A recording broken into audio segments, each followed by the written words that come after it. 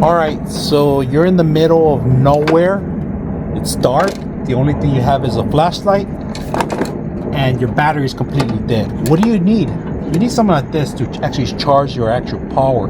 So what I recommend you guys is getting one of these.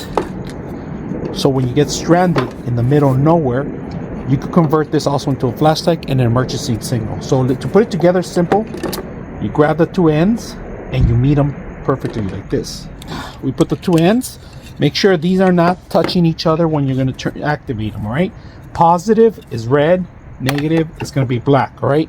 Once you get that all going, you're going to have to turn on the power here. Power on. And then you're going to have to put the menu mode to give it the actual power surge. All right. That's pretty much what you're going to need. So just make sure. I'm going to turn it off right now because we don't need power right now. But if you ever need power in the middle of nowhere, or you need extra light too, you could turn it on too. And we're going to turn on the light so you guys can see that. So you could go underneath the car. But if you want emergency signals, turn it on, dimmer, and then emergency light, if you guys can see that. And then it goes back to low light. One light, left light. So very simple to go outdoors. Not only that, you run out of power on your battery, on your cell phone, you can recharge it with this too also. You hold down the button, it's gonna click. When it's ready to click, you're ready to actually activate and start up the car. You get a couple of tries before the battery drains out, but this thing not only is it gonna help you out with your car, but it's also gonna help you with your actual phone. And when I'm talking about the phone, say you ran out of battery juice and you carry this emergency kit in the back of your car, which everybody should.